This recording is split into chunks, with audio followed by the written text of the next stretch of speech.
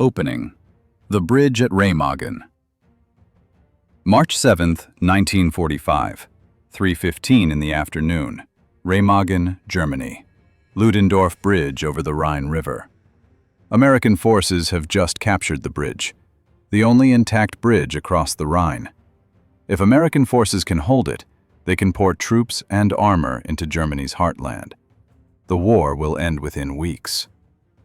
German tank commander Hauptmann Joseph Bauer sits in his King Tiger heavy tank. The tank is named Faust, Iron Fist. It's positioned 200 meters from the bridge's eastern approach. Bauer has orders: hold the bridge. Destroy any American forces attempting to cross. Do not retreat.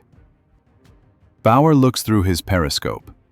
American Sherman tanks are advancing across the bridge. 3 Shermans. 4. 5. Infantry follows. The bridge is packed with American forces. This is Germany's nightmare. The Rhine barrier broken. Bauer's radio crackles. Faust, engage enemy armor. Fire at will. Bauer acknowledges. His gunner, Feldwebel Klaus Richter, already has the first Sherman centered in his sight. Range, 400 meters. Point-blank range for the King Tiger's 88mm gun. Fire! The King Tiger recoils. Massive. The shell crosses the bridge in less than a second, hits the lead Sherman on the frontal armor. The Sherman's armor is 51 millimeters thick. The King Tiger's shell penetrates 150 millimeters at this range. The Sherman explodes. Catastrophic ammunition detonation. The turret flies 20 meters, crashes into the Rhine. Second Sherman.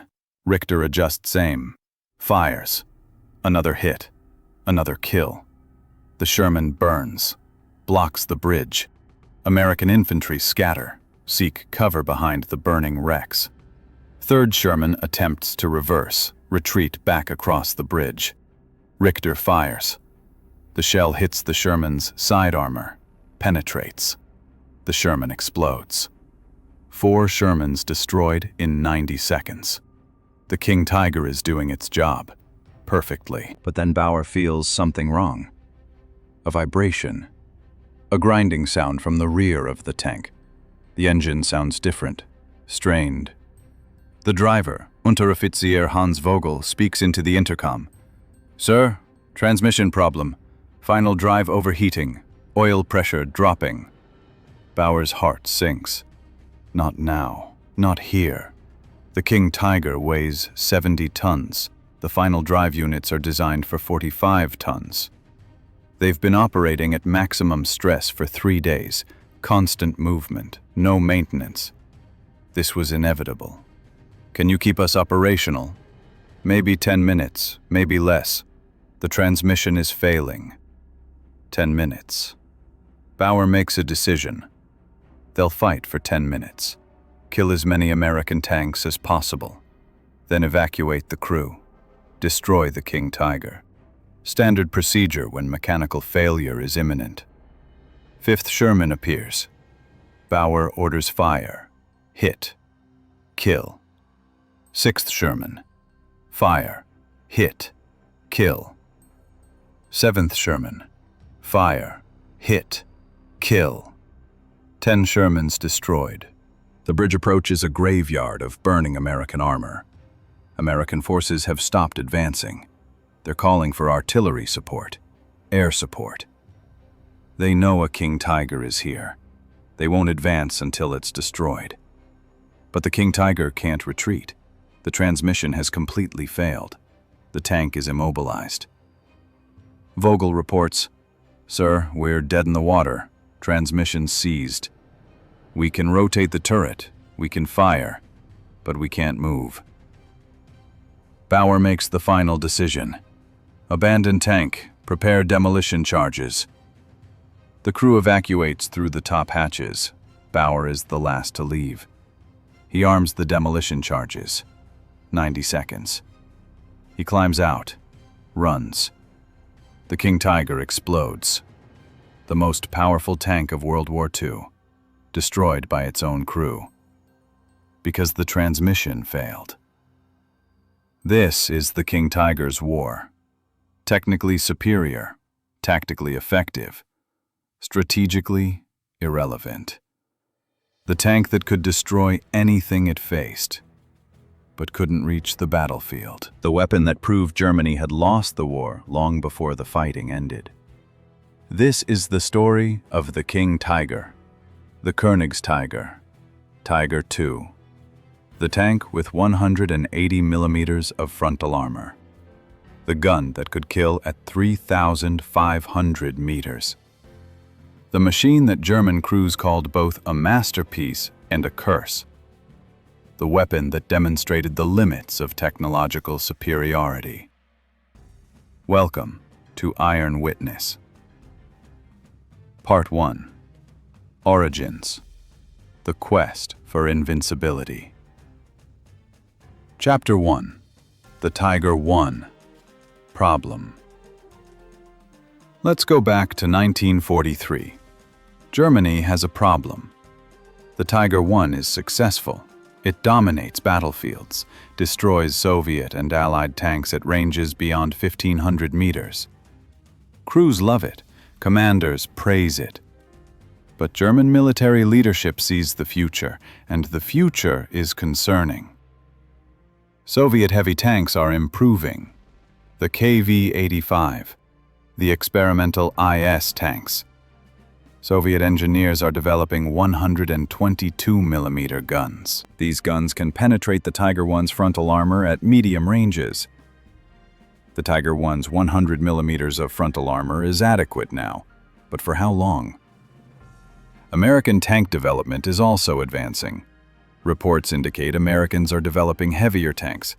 The T-26, later designated M-26 Pershing, with 90-millimeter guns and heavier armor.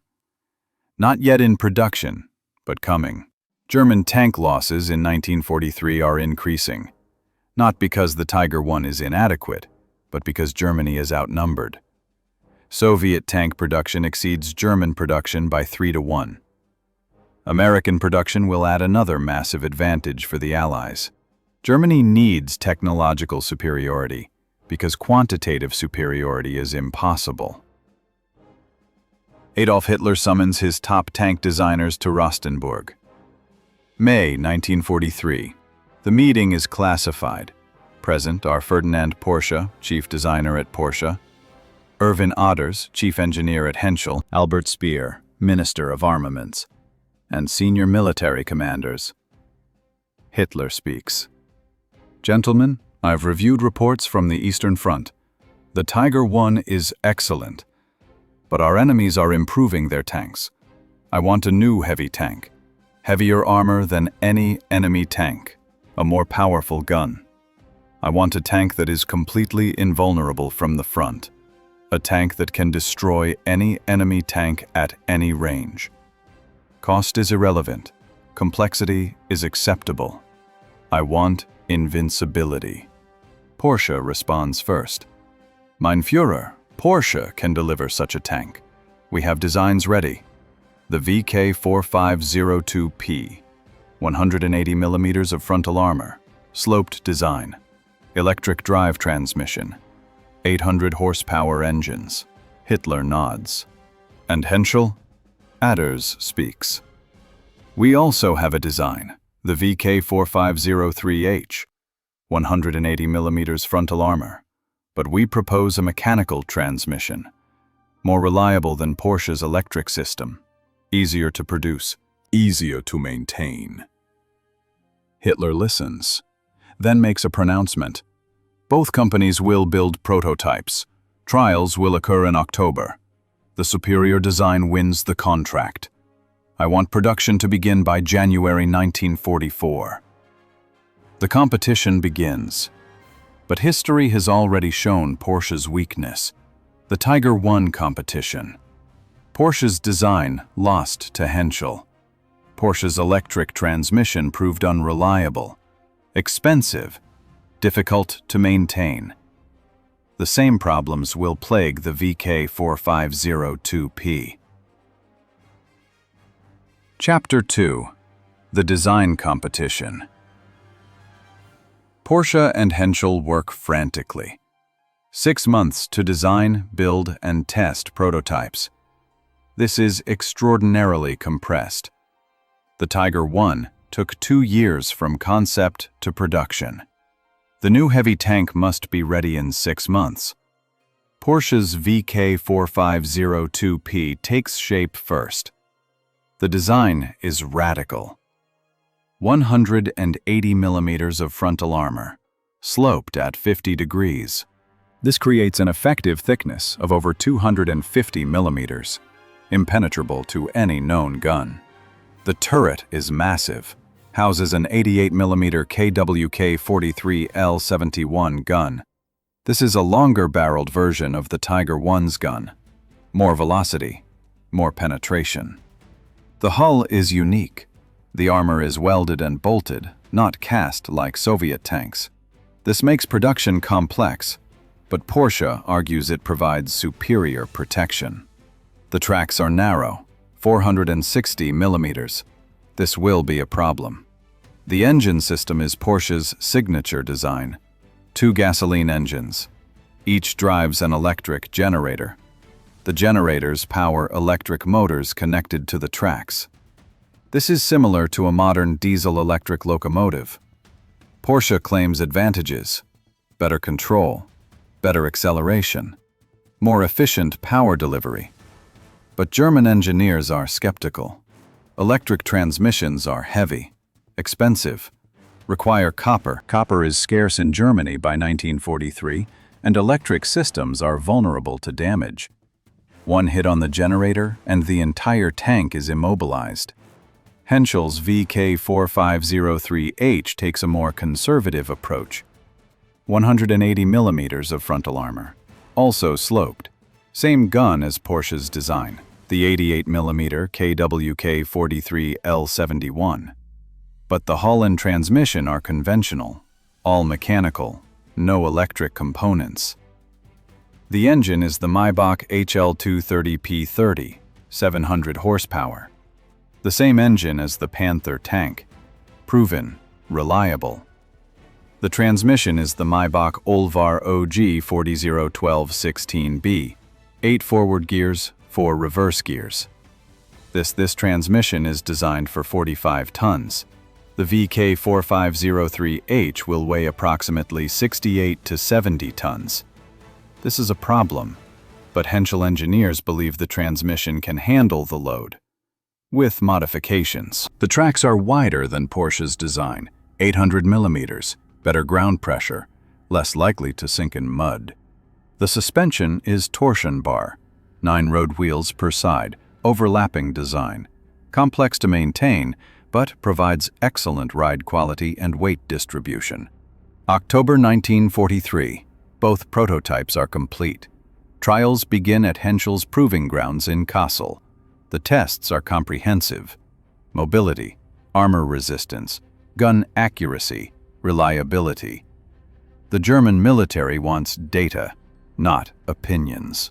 Mobility tests. Porsche's VK4502P performs adequately on flat, hard ground.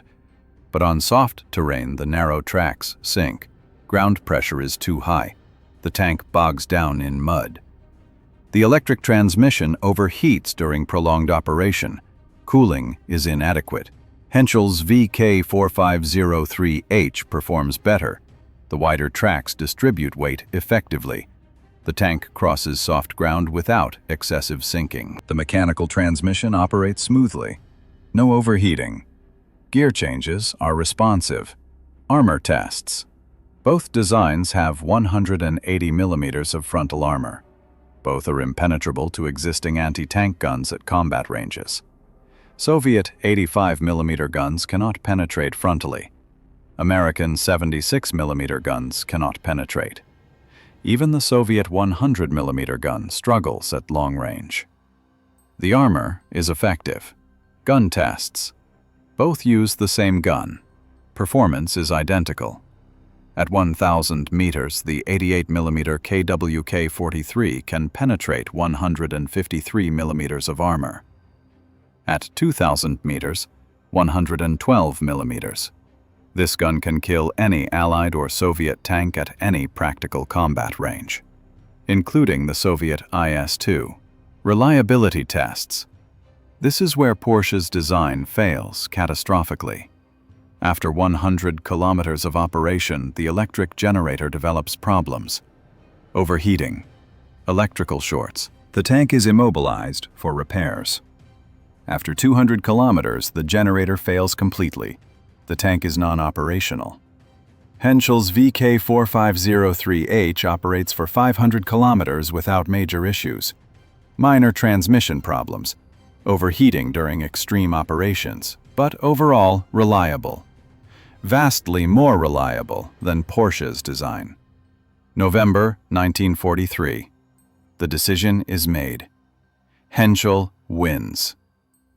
The VK4503H is selected for production. The tank is officially designated Panzerkampfwagen Tiger Ausf B, Special Vehicle 182. But everyone calls it the King Tiger, or in German, Königstiger. Porsche is furious. Again, his design has been rejected. But the military's decision is correct. Porsche's electric transmission is a technological dead end. Too complex, too unreliable, too expensive. Germany cannot afford such complexity in 1943. Production orders are issued. Henchel will produce the hull and final assembly. Krupp will produce the turret.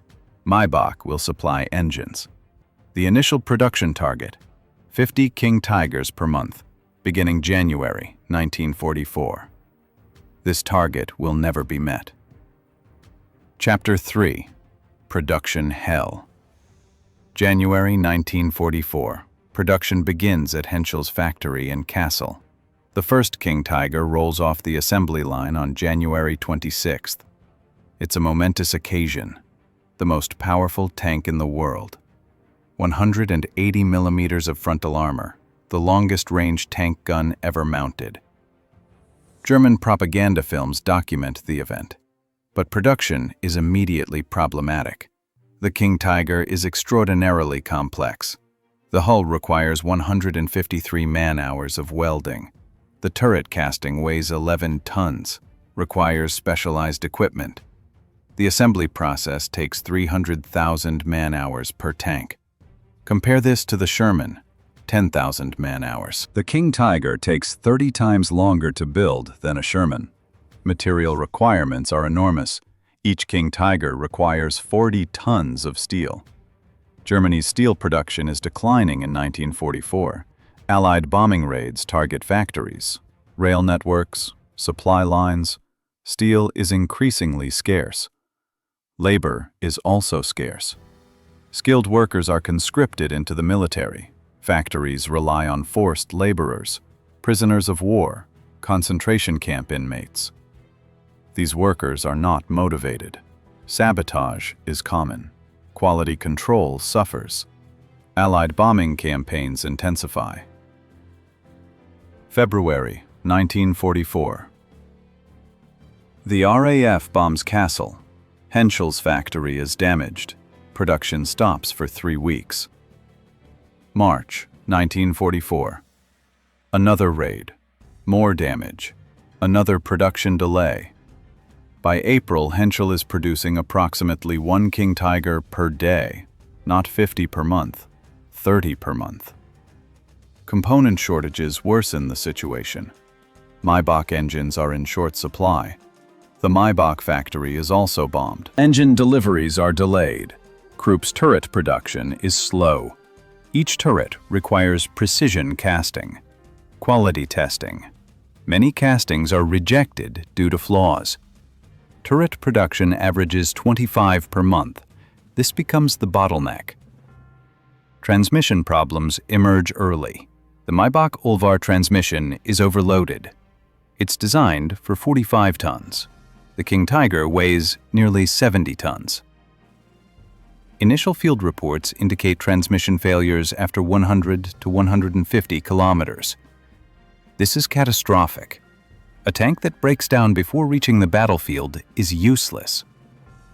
Henchel engineers work to reinforce the transmission: stronger gears, better bearings, improved cooling. These modifications help. Later King Tigers have transmissions that last 300 to 500 kilometers. Better, but still inadequate compared to Allied tanks. But by December 1944, 120 King Tigers have been produced. This is far below the original target of 600. Production rate is approximately 15 to 20 per month. Compared to Sherman production, 2,000 per month. The arithmetic is devastating.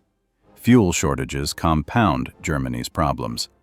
The King Tiger consumes fuel voraciously. The Maybach HL230P30 engine requires high-octane gasoline. Fuel consumption is 280 liters per 100 kilometers on roads, 480 liters per 100 kilometers cross-country. Germany's fuel production is collapsing. Synthetic fuel plants are bombed. Romanian oil fields are lost to Soviet advances. Even when King Tigers are produced, they often cannot be fueled. By March 1945, production effectively stops. The final King Tiger is completed. Total production: 492 tanks. Compared to Tiger I production, 1,347. Compared to Panther, 6,000. Compared to Sherman, 49,000. The King Tiger is rare, extraordinarily rare. This rarity will define its combat history. Individual King Tigers will achieve legendary results. But strategically, the King Tiger is irrelevant. There are too few. They arrive too late. And they break down too often. Part 2. Combat Debut. Normandy and the Bulge. Chapter 4. Normandy. August 1944. August 1944. 2 months after D-Day. Allied forces have broken out of Normandy. German forces are retreating across France. Hitler orders a counteroffensive. Stabilize the front. Throw the Allies back to the sea. It's desperate. Unrealistic. But Hitler insists. Schwere Panzerabteilung 503. Heavy Tank Battalion 503. This unit receives the first King Tigers to see combat. 45 tanks. The battalion is commanded by Major Rolf Steineck. His orders: deploy to Normandy. Engage Allied armor. Support German defensive operations. The King Tigers are transported by rail from Germany to France. The journey is chaotic. Allied fighter bombers strafe trains. Rail lines are bombed. Bridges are destroyed. The King Tigers must be offloaded. Travel by road. The roads are congested with retreating German forces. Progress is slow. August 18, 1944. Schwere Panzerabteilung 503 reaches the front near Falaise. The battalion has 45 King Tigers, but mechanical problems have already begun. 7 King Tigers experienced transmission failures during the road march. 7 tanks, dead before seeing combat. 15% of the battalion immobilized, awaiting repairs that may never come. The remaining 38 King Tigers are organized into 3 companies. Each company has approximately 12 to 13 tanks. Steineck receives orders: attack Allied forces near Trun, break through Allied lines, allow encircled German forces to escape the Falaise pocket. August 19th. Dawn. 5. The King Tigers advance. The terrain is Norman bocage, thick hedgerows, narrow lanes, poor visibility. This terrain negates the King Tiger's primary advantage, long-range firepower. Combat will be close range, ambush fighting. First Company encounters American forces. Sherman tanks from the 2nd Armored Division. Range, 400 meters. The King Tigers open fire. The results are devastating. At 400 meters, the King Tiger's 88mm gun penetrates Sherman armor effortlessly. The first volley destroys 6 Shermans. The second volley destroys 4 more. 10 Shermans eliminated in 90 seconds. American forces retreat. Call for artillery. Within minutes, American 105mm howitzers respond. High explosive shells rain down on the King Tiger positions. The King Tiger's thick armor protects against artillery fragments, but the bombardment is disorienting. Visibility drops to 0. Smoke, dust, explosions everywhere. Then, disaster. 2 King Tigers attempting to maneuver off the road become stuck. The Norman bocage has soft ground beneath the hedgerows. The King Tigers weigh 70 tons. Ground pressure is high despite wide tracks. Both tanks sink. Tracks churn mud. No forward progress. The crews attempt recovery, but without heavy equipment it's impossible. Both King Tigers are abandoned. Demolition charges destroy them. 2 more tanks lost. Not to enemy fire, to terrain. 2nd Company fares better initially. They engage British forces, Cromwell tanks. The Cromwell is fast, but lightly armored, 63mm frontal armor. The King Tiger's gun destroys Cromwells at 800 to 1,000 meters. 15 Cromwells are destroyed. British forces withdraw, but then mechanical problems strike. 3 King Tigers experience final drive failures. The final drive units overheat, seize. The tanks are immobilized. Crews evacuate. Demolition charges are set. 3 more King Tigers lost. 3rd Company is ambushed by Allied tank destroyers, American M10 Wolverines. The M10 has a 76mm gun, open-top turret, light armor, but it's mobile, fast. The M10s use hit-and-run tactics, fire from concealment, withdraw before the King Tigers can return fire. 1 King Tiger is hit from the side at 300 meters. Side armor is 80mm. The 76mm HVAP round penetrates. The King Tiger burns. Crew evacuates. 1 man killed, 3 wounded. Another King Tiger is hit from the rear. Rear armor is only 50mm. The shell penetrates the engine compartment. Engine fire. Total loss.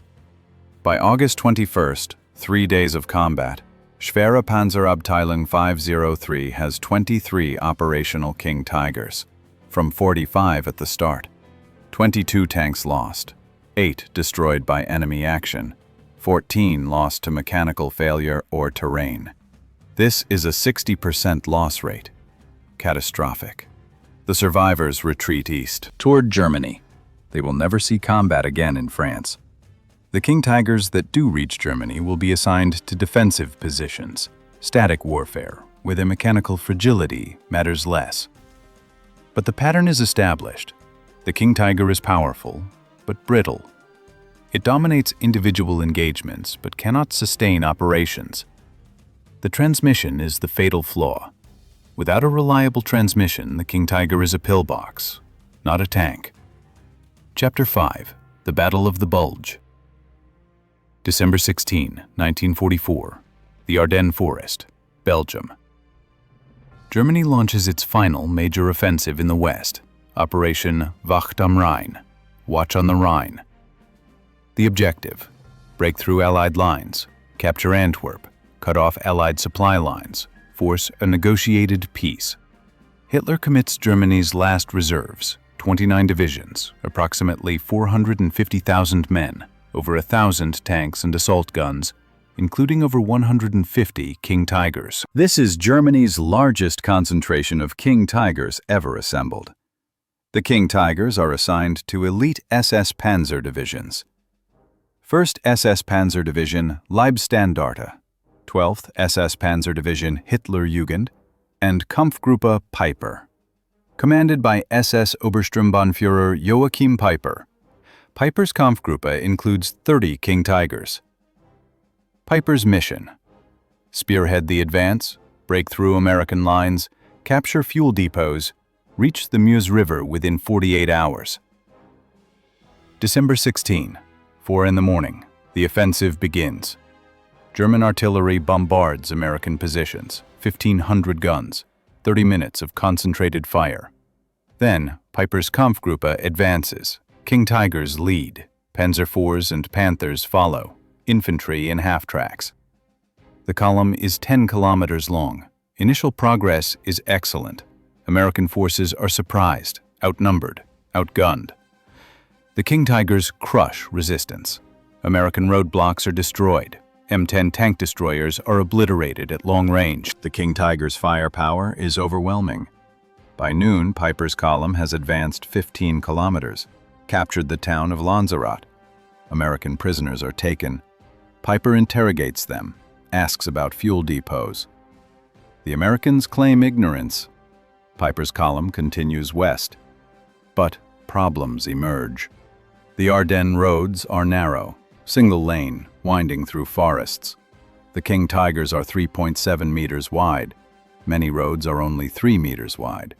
The King Tigers scrape buildings, knock down trees. Progress slows. Fuel consumption is enormous. Piper's King Tigers carry 800 liters of fuel, enough for approximately 150 kilometers on roads. But cross-country consumption is double, and the Ardennes terrain is hilly. Engine power is maximum constantly. Fuel burns rapidly. By evening, Piper's column runs low on fuel. Piper orders a halt near the village of Stavelot. Scouts are sent to locate fuel. They find an American fuel depot at Stavelot, guarded, but lightly. Piper orders an attack at dawn, December 17, dawn. Piper's forces attack Stavelot. The American defenders resist, but they're outnumbered. The King Tigers' firepower is decisive. Stavelot falls. Piper's forces capture the fuel depot, 2 million liters of American gasoline. But there's a problem.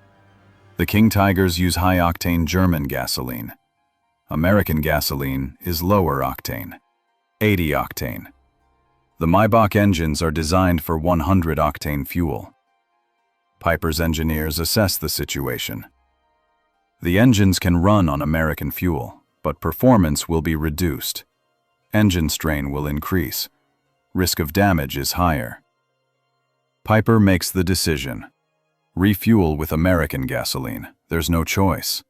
Without fuel, the advance stops here. The King Tigers are refueled. The column advances west. But engine problems begin immediately. The lower octane fuel causes pre-ignition, knocking, power drops. Maximum speed decreases from 40 kilometers per hour to 30. The engines overheat. Cooling systems struggle. December 18, Piper's column reaches Stumo. American reinforcements have arrived. Paratroopers from the 82nd Airborne, tank destroyers. The Americans establish defensive positions. The road through Stumo is blocked. Piper orders an assault. The King Tigers advance, but the narrow roads limit maneuverability. Only 1 or 2 King Tigers can engage simultaneously. The others are stuck in column, waiting. American tank destroyers fire from concealed positions. M36 Jackson, 90mm gun.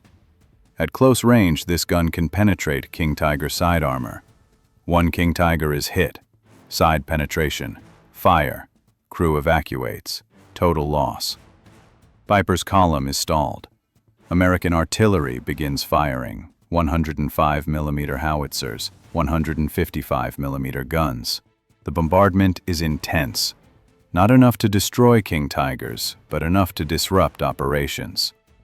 Then, Allied air power arrives. P-47 Thunderbolts, armed with rockets and bombs. The weather has cleared. Allied aircraft swarm over the Ardennes. They attack anything moving.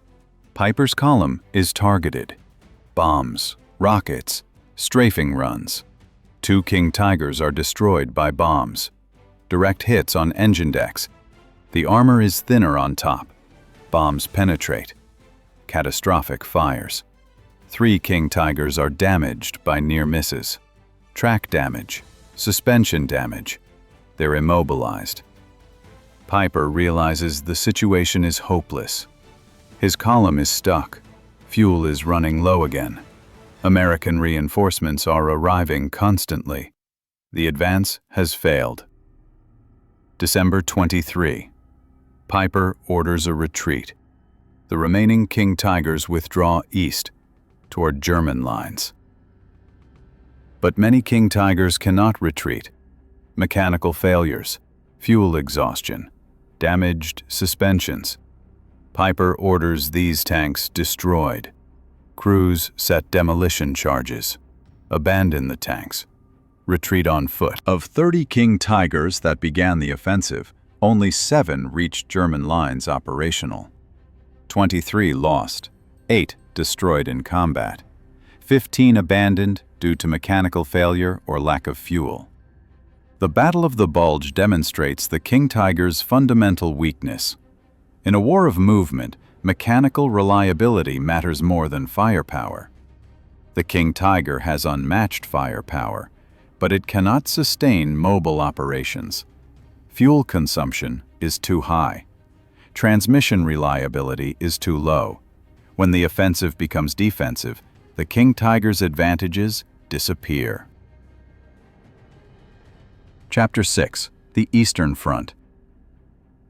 The Eastern Front, 19 Front, 1945. Germany is retreating on all fronts. Soviet forces advance relentlessly, overwhelming numbers. The Red Army has learned combined arms warfare. Artillery, infantry, tanks, air support. Coordinated assaults that German forces cannot stop. King Tigers are deployed to critical sectors, defensive strongpoints, block Soviet advances, buy time for German forces to retreat, establish new defensive lines. The King Tigers are positioned in hull-down positions, only the turret visible, camouflaged, waiting. Soviet tactics have evolved. They know German heavy tanks are dangerous at long range, so they don't engage at long range. Soviet forces use artillery to suppress German positions. Mass bombardment. Then infantry and T-34 tanks advance under cover of smoke. Get close. Overwhelm with numbers. Individual King Tiger actions are impressive. January 1945, near Warsaw. A single King Tiger commanded by Oberfeldwebel Kurt Nispel holds a road junction. Soviet forces attack with 30 T-34s. Nispel's King Tiger destroys 16 T-34s in a single engagement. The Soviets retreat, regroup, attack again, this time with IS-2 heavy tanks. The IS-2 is the Soviet answer to the King Tiger.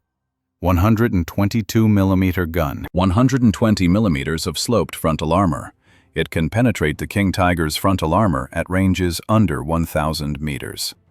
The King Tiger can penetrate the IS-2 at similar ranges. It's an even match. Knispel engages the IS-2s at 1,200 meters, long range. The King Tiger fires. First shot hits an IS-2 on the frontal armor, penetrates. The IS-2 explodes. Second shot, another IS-2, penetrates, destroyed. Third shot, the remaining IS-2 fires back. The shell hits Knispel's King Tiger on the frontal armor, 180 millimeters thick. The shell bounces off, no penetration. Knispel fires again, hits the IS-2 on the turret, penetrates. The IS-2 burns. 3 IS-2s destroyed, 0 King Tiger losses. Knispel's actions are reported up the chain of command. He's recommended for the Knight's Cross. But the recommendation is lost in the chaos of Germany's collapse.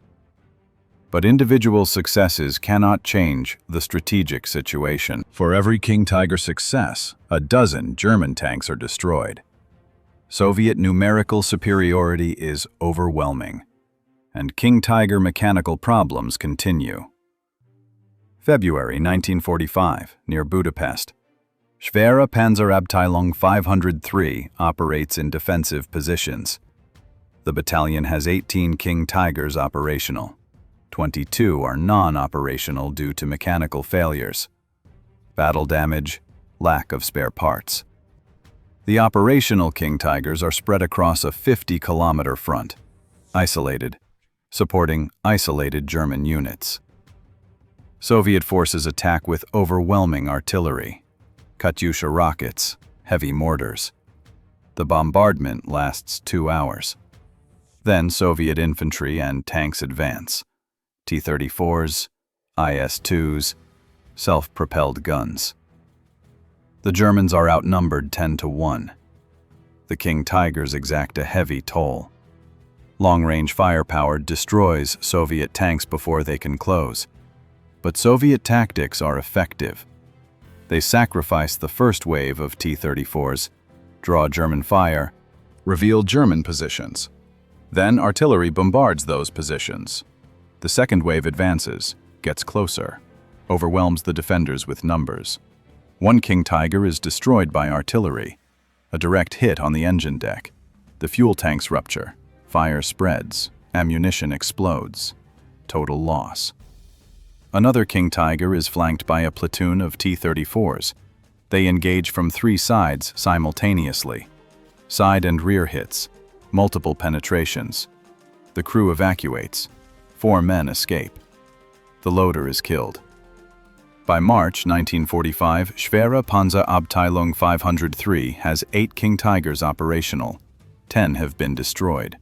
22 are abandoned due to lack of fuel, spare parts, or crew.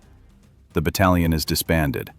The surviving King Tigers are transferred to other units, or abandoned. The pattern is consistent across the Eastern Front. King Tigers dominate individual engagements, but they cannot stop the Soviet advance. There are too few. They arrive too late. And when they break down, there are no spare parts, no recovery vehicles, no time. They're destroyed by their own crews, or captured by the Soviets. By April 1945, most King Tigers on the Eastern Front are gone. Destroyed, abandoned, captured. A few reach Berlin. They participate in the final defense. Static positions, no mobility required. In this role, the King Tiger is effective, but it doesn't matter. Germany has lost. Part 3. The Final Battles and Statistics. Chapter 7. Defense of Germany. March 1945. Allied forces cross the Rhine River, the last natural barrier before Germany's industrial heartland. German forces are collapsing. Units are under strength.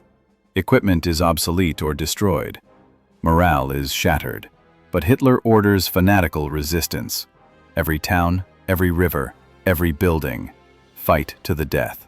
King Tigers are positioned at key defensive points. River crossings, road junctions, strategic towns. They're used as mobile pillboxes. The transmission problems that plagued offensive operations matter less in static defense. The tanks don't need to move long distances. They sit, wait, fire. The Battle of Remagen, March 7th to March 25th. American forces capture the Ludendorff Bridge, the only intact Rhine crossing. Hitler is furious. He orders immediate counterattacks, destroy the bridge, throw the Americans back across the Rhine. 4 King Tigers are rushed to Remagen. Their mission? Block the bridge approaches, destroy American armor attempting to cross. The King Tigers take positions 200 to 500 meters from the bridge. Camouflaged, hull down, invisible to American observers. The Americans attempt to push armor across the bridge. Shermans, M26 Pershings, tank destroyers. The King Tigers open fire from concealed positions at short range. The results are devastating. Over 20 American tanks are destroyed in 3 days. The bridge approach becomes a killing field. But American artillery responds. 155mm guns, 8-inch howitzers, massive bombardment. The King Tigers are buried under explosions. Not enough to penetrate the armor, but enough to damage sights, track, suspension, and enough to terrify the crews. American engineers work frantically to construct pontoon bridges, bypass the Ludendorff Bridge, bring more forces across.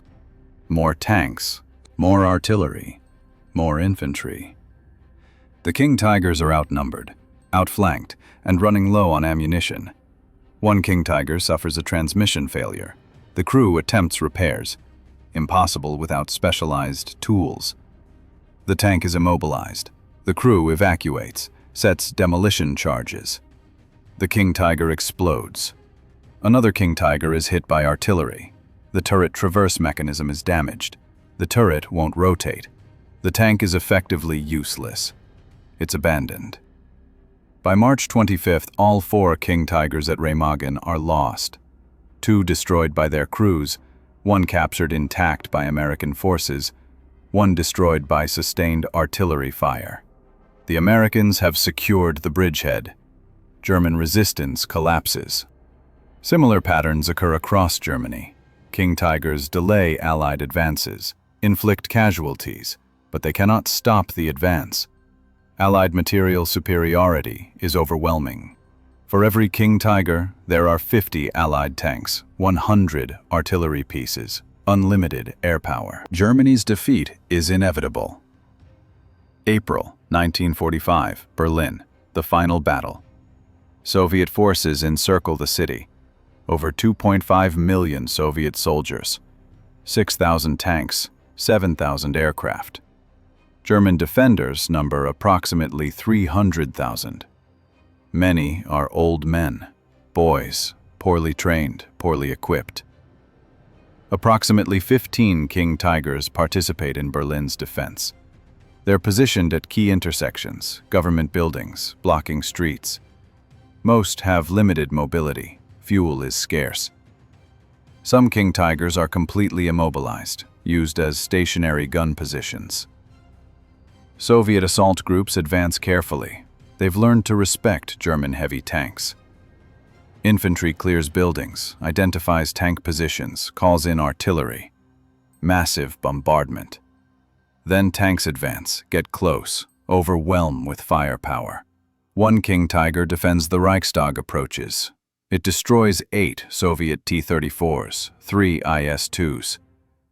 But Soviet forces bypass the position. Attack from multiple directions. The King Tiger crew runs out of ammunition.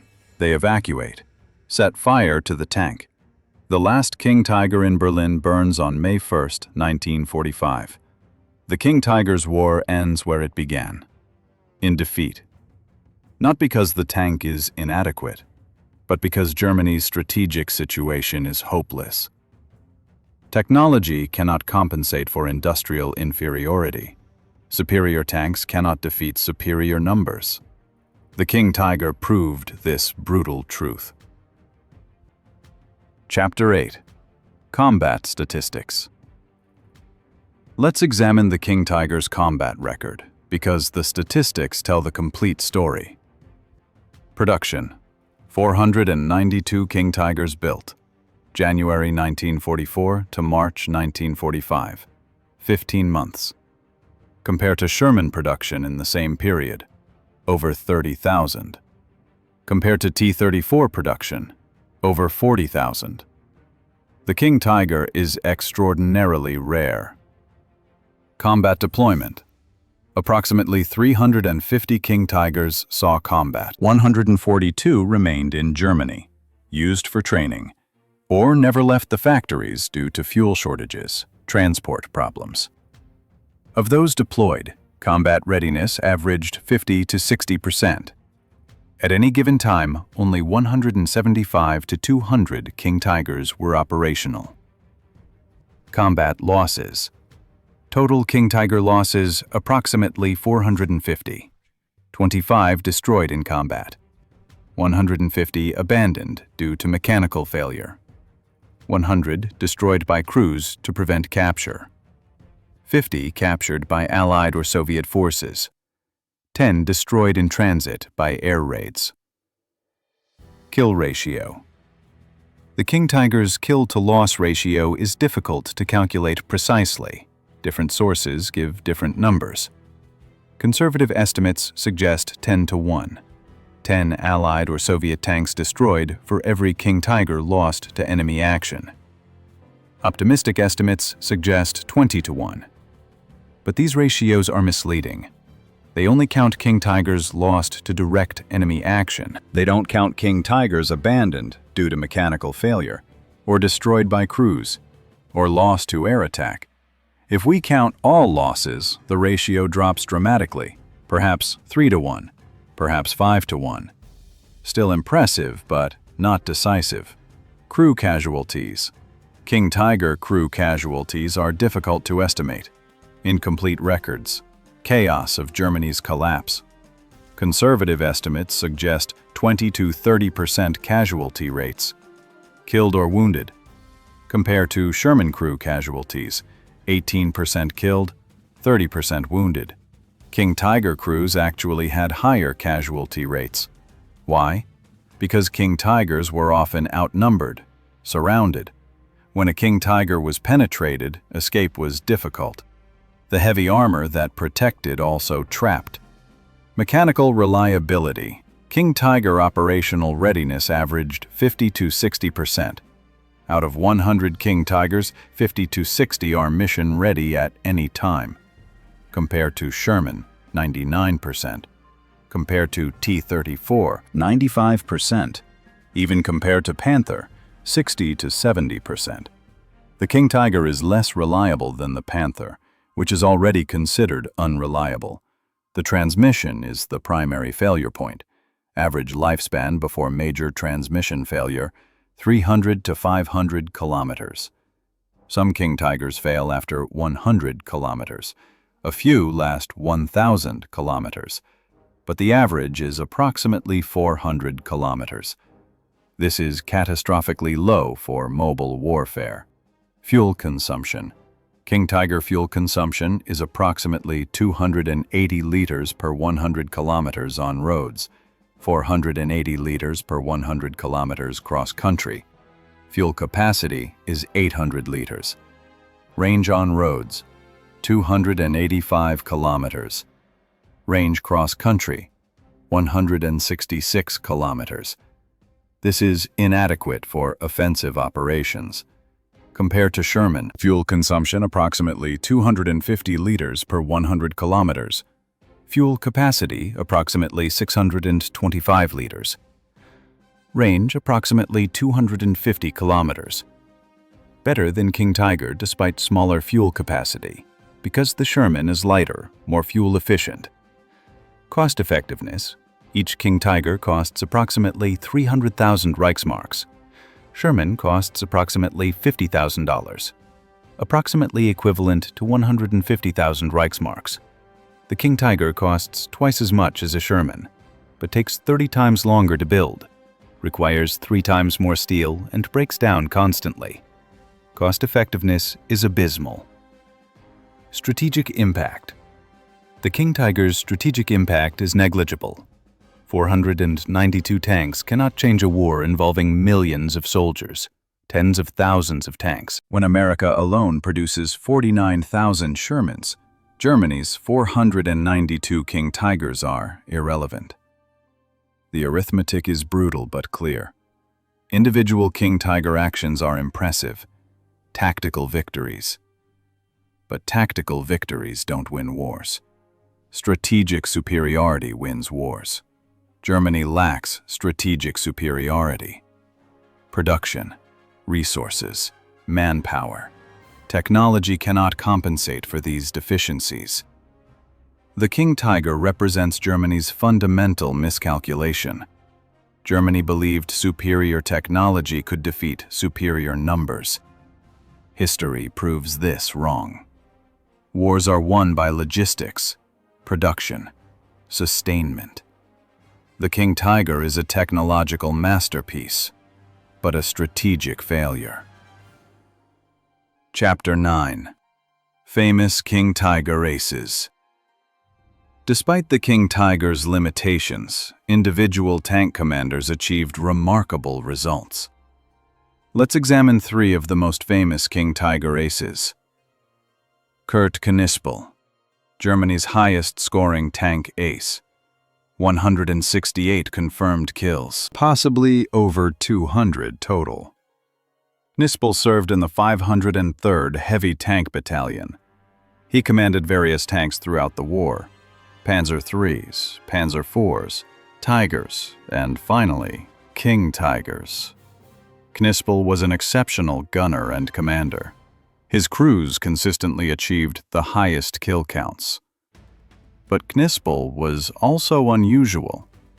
He refused to join the Nazi Party. He was reprimanded multiple times for defending foreign workers from abuse. His anti-Nazi attitudes prevented promotion. He remained an NCO his entire career, despite being more skilled than most officers.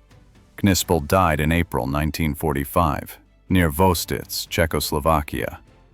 His King Tiger was hit by Soviet artillery. Knispel was wounded, died 2 days later. He was posthumously promoted to lieutenant. Too late to matter. Otto Carius, one of Germany's most decorated tank commanders, credited with over 150 tank kills. Carius initially served in Tiger Is. He transferred to King Tigers in late 1944, assigned to the 512th Heavy Tank Destroyer Battalion. This unit used Jagd Tigers, the tank destroyer version of the King Tiger. Carius wrote a memoir after the war, Tigers in the Mud. The book describes his combat experiences. He's honest about the King Tiger's problems: transmission failures, fuel shortages, overwhelming Allied numbers. But he also praises the King Tiger's firepower and armor. Carius survived the war. He became a pharmacist, ran a successful pharmacy for decades. He remained an advocate for German tank veterans, defending them against accusations. He died in 2015 at age 92. Ernst Barkmann, Panther Ace, credited with 82 tank kills. Barkmann served primarily in Panthers, but he encountered King Tigers regularly. He describes them in his memoirs as magnificent but fragile. He witnessed King Tiger's successes and failures. Barkmann's perspective is valuable. He saw the King Tiger from the outside, as a fellow tank commander, not as a crew member. His assessment is balanced. The King Tiger dominated when it worked, but it often didn't work. Mechanical problems, fuel problems. The King Tiger was a weapon for ideal conditions, but war rarely provides ideal conditions. These aces demonstrate the King Tiger's potential. In the hands of skilled crews, the King Tiger is devastating. But skill cannot overcome mechanical fragility, strategic impossibility. The war is lost. Individual brilliance cannot change this. Part 4. The Verdict and Legacy. Chapter 10. King Tiger versus other heavy tanks. Let's directly compare the King Tiger to other heavy tanks of World War II, because this comparison reveals fundamental truths about tank design philosophy. Gunpower. King Tiger, 88mm KWK-43 L71. Penetration at 1,000 meters, 153 millimeters. Tiger 1, 88mm KWK-36L56. Penetration at 1,000 meters, 120 millimeters. IS-2, 122mm D25T. Penetration at 1,000 meters, 160 millimeters. Winner, IS-2. Slightly more penetration than King Tiger, but King Tiger has better rate of fire. Armor protection, King Tiger. Frontal hull 180 millimeters at 50 degrees. Effective thickness over 250 millimeters. Turret front 180 millimeters. Tiger 1. Frontal hull 100 millimeters vertical. Turret front 100 millimeters. IS-2. Frontal hull 120 millimeters at 60 degrees. Effective thickness over 200 millimeters. Turret front 100 millimeters. Winner, King Tiger. Best frontal armor of any World War II tank. Mobility, King Tiger. Maximum 41 kilometers per hour on roads. 15 to 20 kilometers per hour cross-country. Tiger 1. Maximum 38 kilometers per hour. IS-2. Maximum 37 kilometers per hour. Sherman. Maximum 40 kilometers per hour. Approximately equal. All heavy tanks are slow compared to medium tanks. Operational reliability. King Tiger, 50 to 60%. Tiger 1, 50 to 60%. IS-2, 75%. Sherman, 99%. Winner. Sherman. Far superior reliability. This matters more than any other factor. Production cost and time. King Tiger, 300,000 man-hours, 300,000 Reichsmarks. Tiger 1, 300,000 man-hours, 250,000 Reichsmarks. IS-2, approximately equivalent to 150,000 man-hours, 150,000 Soviet rubles. Sherman, 10,000 man-hours, $50,000. Winner. Sherman, 30 times faster to produce than King Tiger. Combat effectiveness. This is subjective. But let's consider practical factors. In a one-on-one duel at long range, the King Tiger wins against any opponent. Its armor is impenetrable at long range. Its gun can penetrate any tank. But wars aren't one-on-one duels. In realistic combat conditions, numerical superiority matters. Allied forces can afford to lose 5 Shermans to kill 1 King Tiger. Germany cannot afford to lose 1 King Tiger. Period.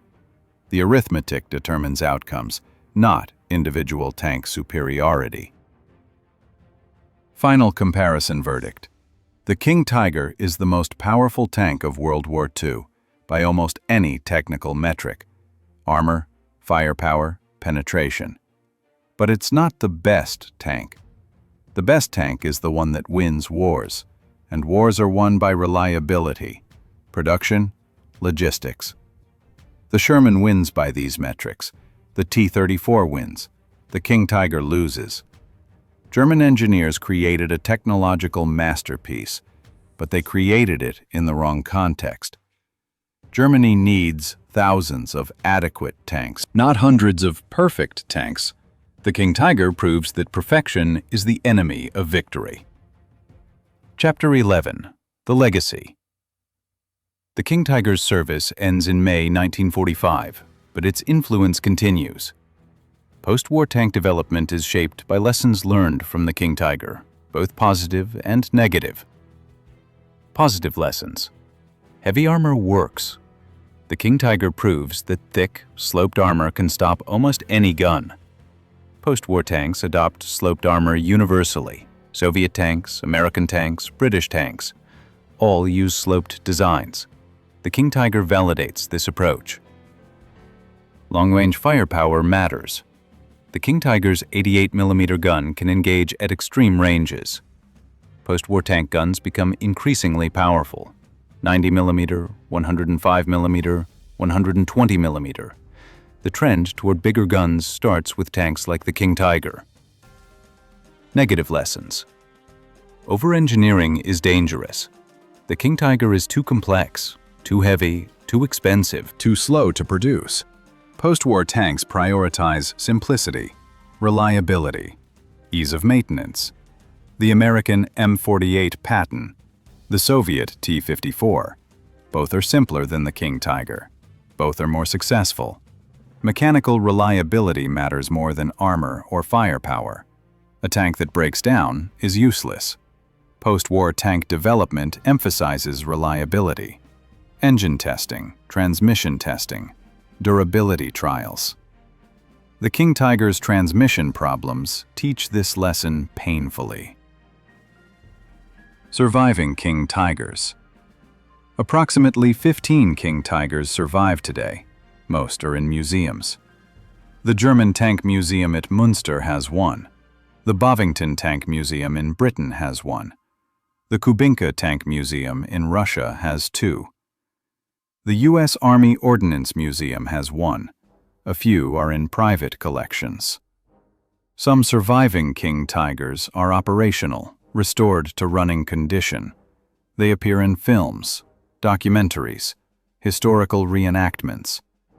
The sight of a King Tiger is impressive. 70 tons of steel. The 88mm gun. The thick armor. It represents an era. The final years of World War II, when Germany threw everything into creating superweapons, desperately hoping technology could reverse inevitable defeat. Chapter 12. The Final Verdict. So what's the final verdict on the King Tiger? Was it a good tank? A great tank? A failure? The answer is complex. As a combat vehicle, the King Tiger was exceptional. One-on-one, it dominated. No Allied tank could match it. The armor was impenetrable. The gun was devastating. Crews who operated King Tigers praised them when they worked. As a weapon system, the King Tiger was flawed. Mechanical unreliability, fuel consumption, complexity. These problems prevented the King Tiger from fulfilling its potential. A tank that breaks down before reaching combat is worthless, no matter how powerful. As a strategic asset, the King Tiger was irrelevant.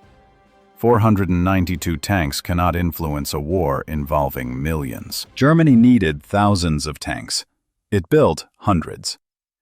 This arithmetic doomed Germany, regardless of the King Tiger's technical superiority. As a symbol, the King Tiger represents Germany's final desperation. By 1944, Germany knows it's losing. The response is to build superweapons: jets, rockets, super heavy tanks. These weapons are technically impressive, but they arrive too late, in too few numbers. They cannot change the outcome. The King Tiger is the perfect tank that came too late. It's the invincible fortress that cannot move. It's the ultimate weapon that Germany cannot afford. It's the engineering triumph that becomes a strategic failure.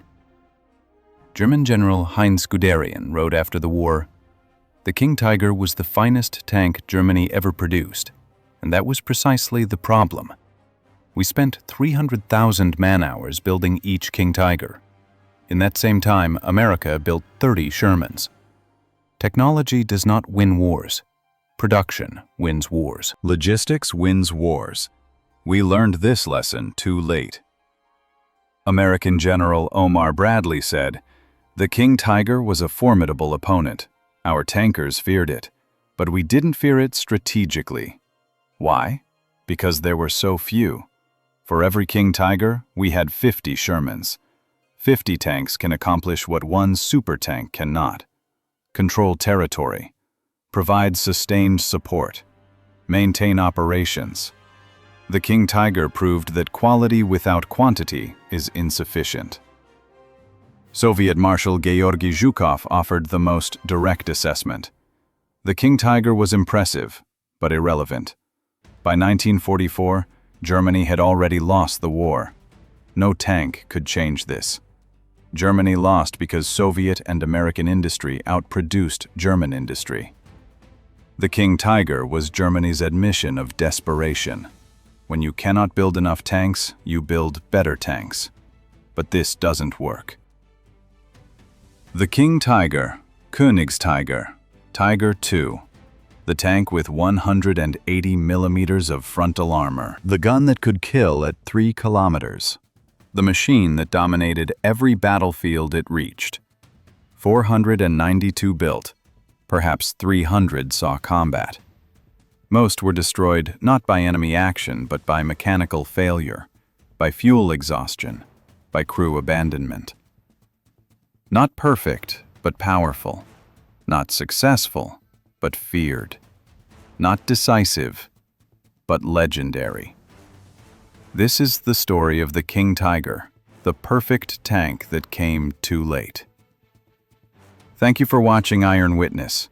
Subscribe for more untold stories of the machines that shaped history.